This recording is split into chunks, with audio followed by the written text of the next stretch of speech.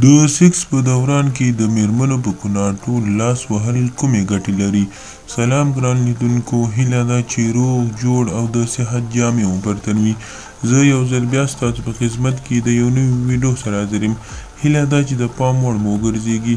تر هر څه دمخه باید یادونه وکړم که زموږ چینل مو نه وي سبسکرایب کړی نو زموږ چینل سبسکرایب کړئ او په خوا کې ورسره د ګومړي نشان ووهئ. مننه. هغه خلک چې غواړي میرمنې زر انزال یا خلاصې کړي نو تاسو کولی شئ د دغې یوې طریقې څخه ګټه واخلئ او میرمن په ډیرې زر یا په تیزوالي سره انزال کړئ.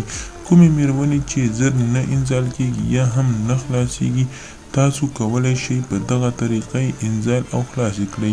هر ټیم چې تاسو سیکس یا کوروالی کوئ نو لومړی باید تاسو یو دا کار وکړئ، یعنې دا کار عبارت له دې څخه دی چې تاسو باید د میرمنې کناټي په 10 دقیقو لپاره د 5 واله تیل یا هم د شلشمو په تیلو باندې تاسو د میرمنې کناټي د 10 منټه لپاره مساج کړئ. یعنې چې هر ټیم تاسو غواړئ سیکس وکړئ او میرمنه د ځان څخه مخکې خلاصه کړئ او په شوق کې راولئ او میرمنه هم خوشحاله کړئ، ځان هم خوشحاله کړئ، نو تاسو کولی شئ چې د تیلو څخه ګټه واخلئ او د میرمنې کناټي د 10 منټه لپاره پرې مساج کړئ. دغه طریقه تاسو کولی شئ هر سیکس په دوران کې وکړئ، ځکه که دا هیڅ هم جانبي او نه داخلي داسې عوارض نه لري، نه چې د انسان بدن خرابوي او نه د میرمنې ته کوم تاوان رسیږي. نو تاسو کولی شئ چې په دغه طریقه څخه ګټه واخلئ.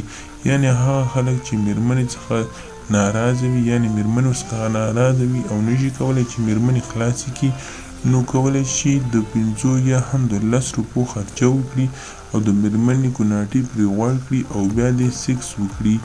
یعنې د سیکس په دوران کې د میرمنې کناټي د 10 دقیقو لپاره مساج کړي او بیا دې سیکس یا کوروالی وکړي. نو دا کار تاسو هر ټیم کې کولی شئ.